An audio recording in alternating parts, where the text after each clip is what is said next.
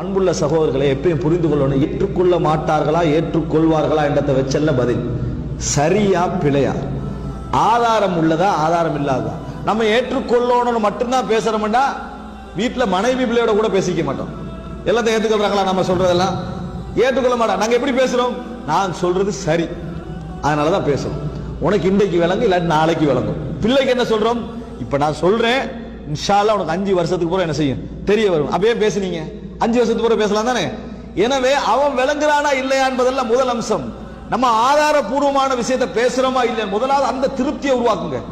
நிறைய பேருடைய பெரிய வீக் என்னன்னா, அவன் சொன்னா கேட்க மாட்டான் அப்படின்னு. சொன்னா கேட்கறத விடுங்க, நம்ம பேசுறது சரியா பிழையா, ஆதாரம் உள்ளதா இல்லையா. உலகத்துல எல்லாமே எல்லாத்தையும் ஏற்றுக்கொள்றா அல்லாஹ்வுக்கு மனைவிக்கிறன்னு சொல்லிக்க மாட்டான். வெளிப்படையான இவ்வளவு தெளிவாக இருக்கக்கூடிய நிலையில கூட அல்லாஹ்வுக்கு மனைவி பிள்ளை, அல்லாஹ்வுக்கே விமர்சனம் நம்மளுக்கு வராதா? ரசூலுல்லாஹி ஸல்லல்லாஹு அலைஹி வஸல்லம் அவர்களை போல உள் வாழ்க்கையும் வெளி வாழ்க்கையும் வெளிப்படையாக இருந்த யாருமே இல்லை. ரசூலுல்லாஹ்ங்களுக்கு சொல்லலையா விமர்சனம்? அப்ப எப்படி நான் கேட்கிற உலகத்தை ஏற்றுக்கொள்ள வைக்கிறது, உலகத்தை திருப்திப்படுத்த வைக்கிறது? இந்த இடத்துக்கு போனீங்கன்னா மனநோயாளியா மாறிடுவோம். எப்பயும் என்ன புரிஞ்சிடும் தெரியுமா? நம்ம வைக்கிற விஷயம் சரியா பிழையா, ஆதாரபூர்வமா வைக்கிறோமா யூகத்துல வைக்கிறோமா, இதுதான் நம்ம கிளியராக இருக்கணும். இது மட்டும் நம்மளுக்கு சரியாக இருந்துட்டா அவர் இன்றைக்கு கேட்டுக்கொள்ளலாம்.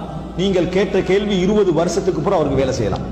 நீங்கள் கேட்ட கேள்வி 20 வருடத்துக்கு பின்னால் என்ன செய்யலாம், வேலை செய்யலாம். அல்லது நீங்கள் கேட்ட கேள்வி அவருக்கு புரியாமல் இருந்து அதே சப்ஜெக்ட் இன்னொரு முறையில் என்ன செய்யலாம், கேட்கலாம். அல்லாஹ் குர்ஆன்ல சொல்றான், வதில்கல் அதாவது அவர்களுக்கு நாங்கள் பல வசனங்களை பல உதாரணங்களை மாறி மாறி ஏன் சொல்லுகிறோம் தெரியுமா? அவர்களுக்கு ஒன்றில் சிந்தனை பிறக்கலாம் என்பதற்காக. ஒன்றில் பிறக்காது, இன்னொன்று என்ன செஞ்சிடும், அந்த சிந்தனை பிறந்து விடும் என்பதற்காக.